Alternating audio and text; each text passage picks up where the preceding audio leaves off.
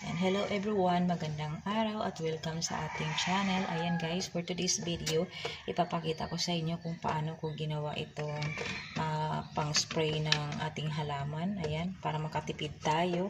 Kung mayroon kayong mga empty bottle diyan sa bahay ninyo, pwede nyo rin itong gawin guys.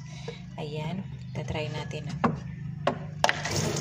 So guys, pwede na siya pang-spray ng ating halaman. Pwede mo rin siyang ayan siya guys, gagamit ako ng mga hindi na nagamit na tinidor.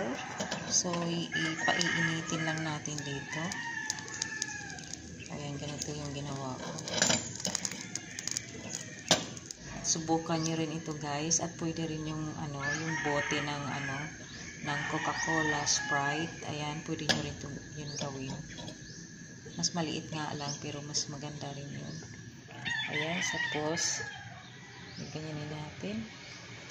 Huwag mo yung masyadong idiin guys kasi malaki yung butas. Kung gusto niyo ng malaking butas, pwede niyo idiin ng husto. Pero sa akin gusto ko lang kasi ididilig ko ito doon sa cherry tomato ko.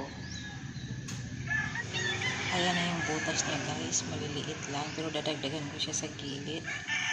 Ayan, huwag yung masyadong idiin yung tinidor kapag ayaw niyo ng malakas na na tubig.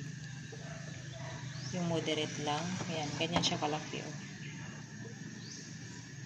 Ganyan siya kalaki. Ayan.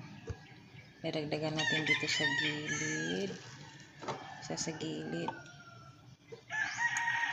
Huwag mo masyadong idiin yung tinidor. Ayan siya.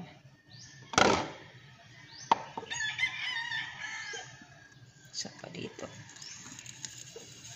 Para mag-spread yung tubig. Ayan siya guys. Tatry natin. Ayan na siya. Ito na yung nagawa natin kanina. So itatry natin siya. May tubig na yung yung bote. So ganyan na siya daw.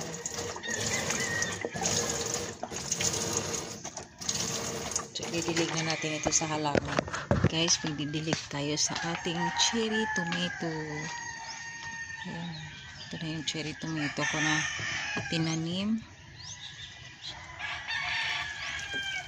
Ayan lang siya guys. Pwede nyo makontrol yung pipisilin nyo lang ng mahina. Ayan. Pipisilin nyo lang ng mahina.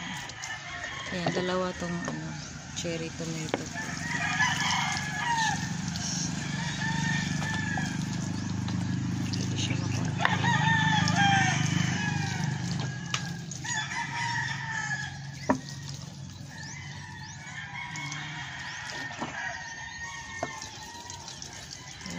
Pwede na ito pagdilig.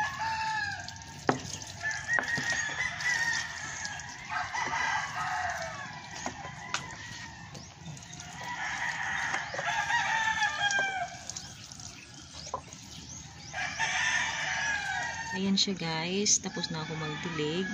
Ayan, ganun pa rin yung ng lupa niya. Mas maganda kasi yung gamitin kasi nakukontrol mo yung tubig.